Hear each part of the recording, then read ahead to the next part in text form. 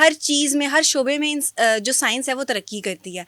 जहाँ पर एक शोबा आता है जब कुछ औरतें जो कंसीव नहीं कर पाती हैं, उनके कुछ मसाइल होते हैं, तो इसके लिए एक चीज़ ईजाद की गई है जिसका नाम है आईवीएफ।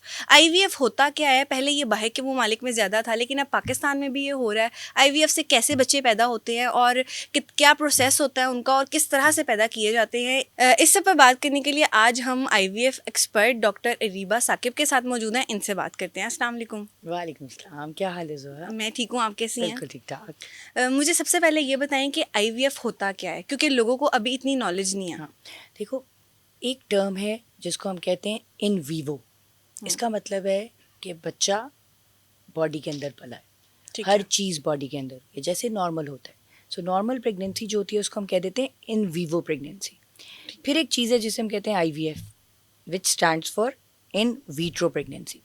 इसका मतलब ये है कि हमने जिस्म से अंडा निकाला खातून के और हस्बैंड के स्पर्म लिए, और अंडे और स्पर्म को हमने जिस्म के बाहर मिला दिया। इन विट्रो का ये मतलब। फिर आपके ज़हन में सवाल आएगा कि जब आपने ये एम्ब्रियो बनाया है अंडे और स्पर्म को मिला के, तो क्या ये बच्चा 9 महीने जिस्म के बाहर ही पलता है? लेकिन इसका जवाब ये है कि ऐसा मुमकिन नहीं है। ये बच्चा माँ के रहम में ही पलता है, माँ के वोम में पलता है, माँ के यूट्रस में पलता है।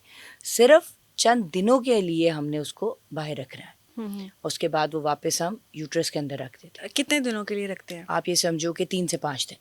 ठीक और है। 3 से 5 दिन के बाद वो एम्ब्रियो, वो बीज जो माँ की एग और वालिद के स्पर्म से बना है, उसको इनके मिलाप से जो बीज बनता है उसको हम कहते हैं एम्ब्रियो। जब ये एम्ब्रियो बन जाता है तो तकरीबन 3 से 5 दिन बाद इस एम्ब्रियो को हम माँ के यूट्रस में रख देते हैं, ठीक है। और उसके बाद प्रेगनेंसी माँ के यूट्रस में चलती है।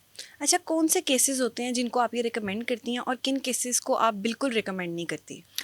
देखो, एक तो अगर एक कपल आया है, आजकल बच्चों को एक सोशल प्रेशर भी बहुत है कि जी शादी हुई है तो फ़ौरन बच्चा हो जाना चाहिए। एक जोड़ा अगर शादी के 2 महीने बाद आपके पास आ गए तो मैं बिल्कुल रिकमेंड नहीं करूँगी कि आप आईवीएफ पे सीधे चले जाओ। क्योंकि देखो, आईवीएफ प्राइमरीली उनके लिए बना था जो इनफर्टाइल हैं, जो बांझ हैं। अब बांझ किसको कहते हैं या इनफर्टाइल किसको कहते हैं? बाय डेफिनेशन ये वो कपल है जो 1 साल मुसलसल ट्राई करते रहे हैं नेचुरली प्रेगनेंसी के लिए विदाउट एनी ब्रेक, और फिर भी कंसीव नहीं किया, उनको हम कहेंगे इनफर्टाइल। ठीक है। सो हर वो शादीशुदा जोड़ा जिनकी शादी को 1 साल हो गया और उस 1 साल में ट्राई करते रहे हैं, लगातार कोशिश करते रहे, ये नहीं कि 6 महीने नहीं कोशिश की और 6 महीने की है, ऐसे नहीं।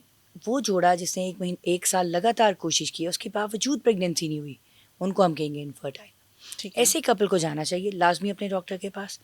यूजली सबसे पहले पेशेंट्स रादर देन हमारे पास आए, वो पहले अपने गायनेकोलॉजिस्ट के पास पहुंचते हैं।